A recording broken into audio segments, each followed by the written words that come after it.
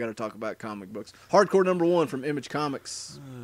This was written by Robert Kirkman and Andy Diggle, kind of. Andy Diggle did the script. I just imagine that there was like... Robert Kirkman had nothing to do with this other than his name. I just imagine that they were sitting at a bar, at Comic-Con after everything, and Robert Kirkman's just had a few too many, and he's like, oh, man, I had this great idea for a comic book, and then Andy Diggle's like, oh, really?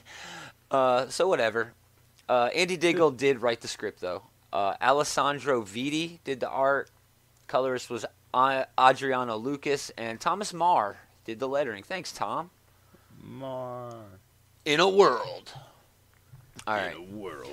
The military has developed a technology that allows a quote-unquote drone pilot to literally take over and control a human being who has been injected with special nano robots.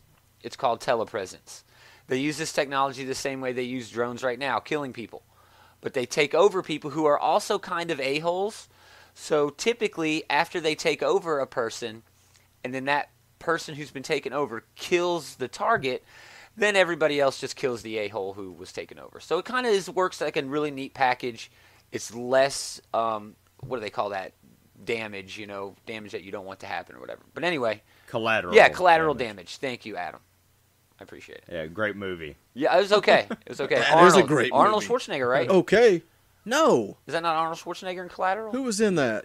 Arnold Schwarzenegger, Collateral Damage. Yeah. It was Arnold. Maybe there's a I'm movie thinking called of Collateral. A completely different movie. You're thinking of the Collateral. You're thinking Yeah. of Jamie Foxx, Tom Cruise. In Yeah, that's what I'm Collateral. thinking of. Yeah. Still a good movie. Yeah, that's okay. Yeah, it is. Anyway, we meet our hardcore agent, which sounds totally inappropriate. His name's Drake. And we get the scoop on the hardcore project. We learn that Drake... It does. The hardcore agent sounds Take a inappropriate. drink every time you hear hardcore. Yeah. Sorry, Gomer. That's okay. We get the scoop on the guy and the project. We learn that he's kind of a nice guy who gives his poor old neighbor groceries. We meet the villain Marcus in what has to be the weirdest way ever, because Marcus is just hanging out in his apartment for some reason. I guess Marcus used to be part of the hardcore program, and he was booted out because, I don't know, he's a villain. And then we get into his next mission, and everything goes to hell. As Drake takes over the guy that he's taken over, Marcus breaks in because he's got a guy on the inside, and they take over the program, killing everybody. So Drake is in this pod that they're in when they take over the people, and they can't get him in the pod for some reason. Like, they can't just unplug the pod? I don't get it. But even if Drake detaches from the drone body that he's in and exits the pod, those folks will just shoot him in the control room that they've now taken over. So he now has to use this host body to save the world from the villains who have now taken over this technology. But he's only got 72 hours before the nanobots in his host degrade.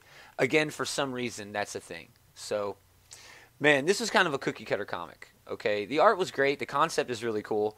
But it was presented in just this generic sort of way where everything's all nice, put on a bow. This is it. This is what's going on. The pacing was quick. It gets you right into everything. It gives you all the details that you need. But that's kind of a problem I had with it. Besides the fact that there are some major holes with this whole technology thing. Yeah, this is just okay to me. Again, the premise is really going to carry it. It's just going to be knockdown, drag-out action, I'm sure, through the next few issues as Drake tries to get home to, I don't know, take back over his stuff. I don't know. This was just generic to me, man. Everything felt like it was just given to you just matter-of-factly, and I had questions, and they didn't answer any of my questions. And there's huge holes in the coolest part of the book, which is this whole drone pilot hardcore program. But other than that, it was okay. Sorry. I think Boogie liked this. I think Boogie kind of liked this.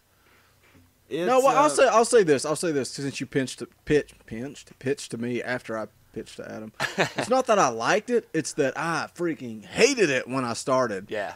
Like at the very beginning, I was like, "This is not good. I don't want to read this." It felt so just flat and boring, Generic. I thought Yeah. Generic is a perfect Yeah. word. I mean, it's. I guess it's an interesting concept, but there was no real substance. But then the more I got into it, the more I kind of like the main character. But there's not enough here to make me care about picking up a second issue. Yep. Yeah, same here. It reminded me of what's that movie? Gamer. It reminded me a little bit of Time Cop at the beginning, where that dude just goes to Congress to say, "Hey, this is what's going on," and it all just sort of fell into place. That's how this sort of felt. Like, oh, it just sort of, here you go. But no, I don't know what you mean by Gamer.